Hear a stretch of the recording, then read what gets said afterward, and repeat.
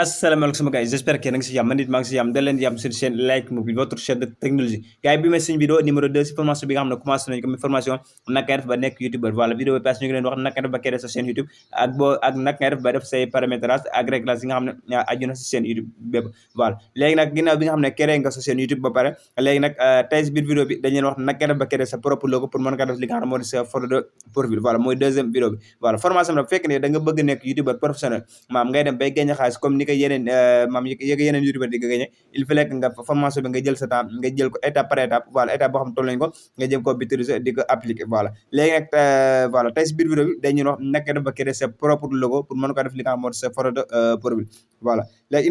une fois boo seetaan vidéo bi da nga gis fi nga xam ne fi lañ yemoon léegi léegi dañuy demaat connecté waat ak suñu YouTube studio voilà léegi dañuy dem connecté waat ak suñu YouTube studio par Google Chrome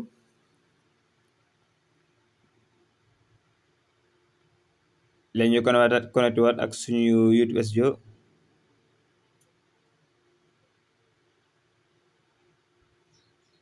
léegi ñu passé suñu YouTube studio daal tijjeeku voilà léegi suñu YouTube studio léegi mu ngi nii léegi voilà vidéo bi passé voilà ba nga xoolee maam si partie de profil bi c'est la tolloon voilà ñu def ñu zoom ko waaw léegi si partie de profil bi c'est la doole léegi ñun tey nag si biir vidéo bi nag lañ def mooy suñu photo de profil bi léegi dañ ko bëgg a changer ñu créer suñu propre logo daal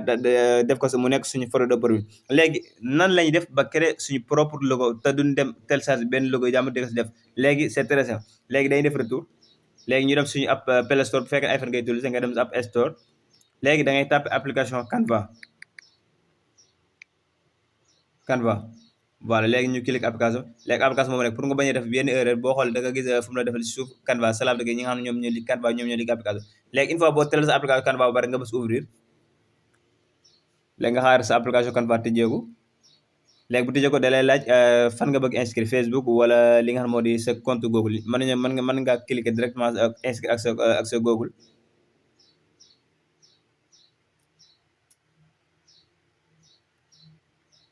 voilà léegi patiente voilà nee naa la merci d'avoir connecté avec Canva maam boo cliquer Google automatiquement da ngay connecté li nga xam ne moo di sa ak sa Canva ak sa li nga xam ne moo di sa compte Google léegi am nañ suñu application Canva si suñu li nga xam ne moo di si suñu téléphone léegi naka lay def mooy tey lan lañ bëgg a def cela veut dire que dañoo bëgg a créer suñu propre logo léegi naka lay def day dem si barre de recherche bi ñu tapé logo YouTube exemple wala bu la neexee mën nga def logo bu la neexee mën nga def logo YouTube voilà léegi au lieu que ñuy def logo YouTube léegi dañuy def logo une fois boo defee logo da lay indil plusieurs logo yu bari te benn bokk si ak morom voilà léegi ñu boo défilé ba suuf voilà léegi ñu défilé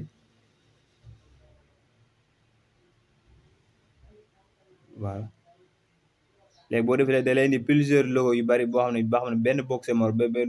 benn bokk si ak morom léegi qu'est-ce qu'on va faire mooy da ngay xool maam yow logo yi ban nga si bëgg exemple voilà léegi boo cliquer automatiquement da lay indil plusieurs logo léegi nag logo yi si logo yi maam bu la neexee nag au lieu que ngay bës ngay bës logo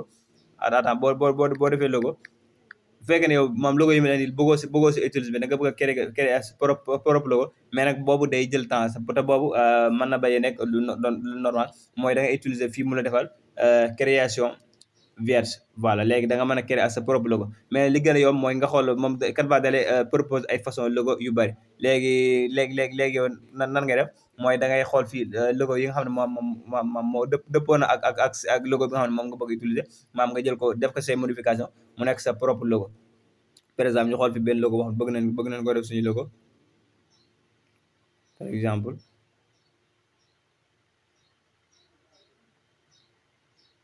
exemple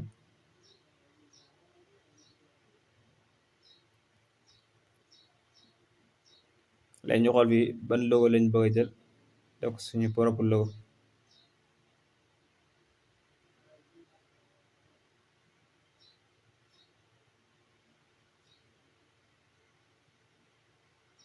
par exemple ñu jël bi rek pour exemple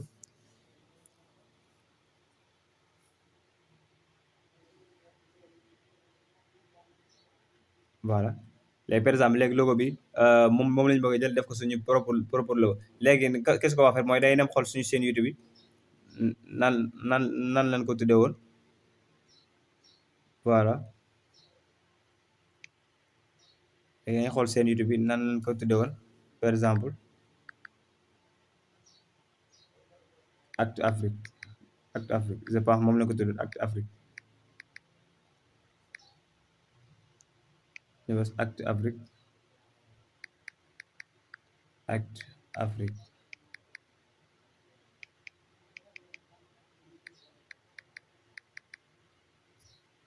Actu Afrique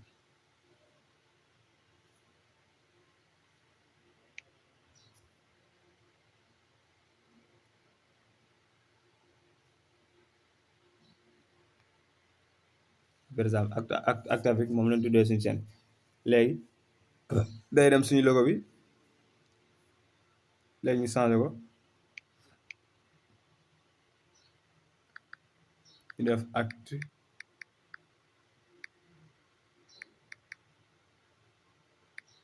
Afrique léegi ñu xool ñu xool ñu ko bëgg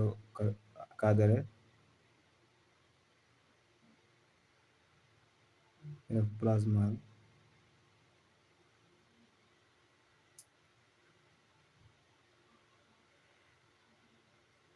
voilà léegi nga xool noo ko noo ko cadré auteur bi yëpp da nga ko war a respecté Actu Afrique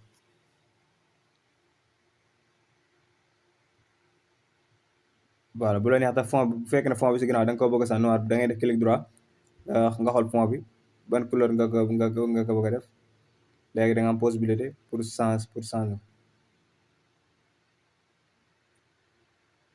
voilà léegi mën nañoo jël couleur bi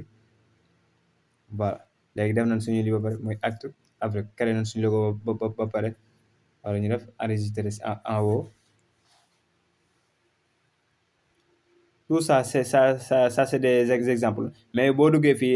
bu la proposer plusieurs logo da ngay xool ba logo nga si bëgg a utiliser woo ñu lay nekk nga jël logo bi rek nga utiliser waat ko mu nekk li nga xam ne moo di sa logo voilà mais exemple voilà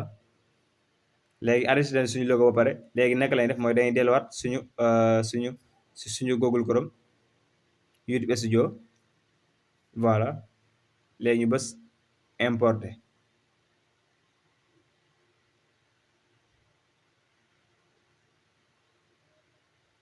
waaw une fois bës importer léegi da leen logo bi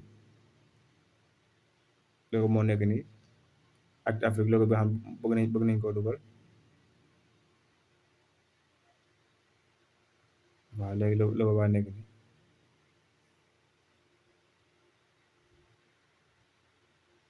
xool noo ko bëgg a place yi nga bës ok voilà léegi boobu bësee ko léegi nga ñëw si kaw loolu daal publier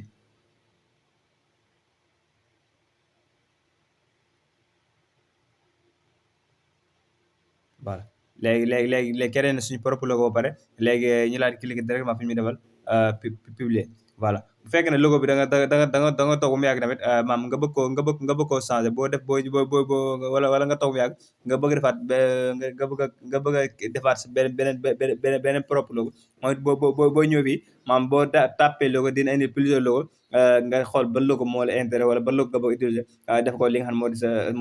moo di sa côté mais nag attention ñoo leen ko maam logo yi nga xam ne moom ngeen gis fii dafa am yoo xam ne dafay nekk pro am yoo xam ne gratuit la yi nga xam ne moo di pro la nag sala dëgg exemple ñu won leen yaa des logo yoo xam ne fii pro la sala dëgg yow mënoo koo jënd mënoo ko am sans li nga xam ne maam ñoo utiliser ko wala nga jënd ko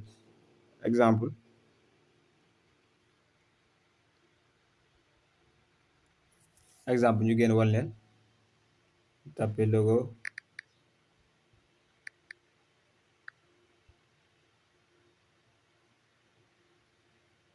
tapé logo ñëwaat ci voilà exemple premier exemple mooy bii nii voilà léegi bii da moom logo boo xool si suuf mu développé pro rek cela veut dire que yow amoo accessibilité cela veut dire pour li nga xam moo di modifier ko wala pour jël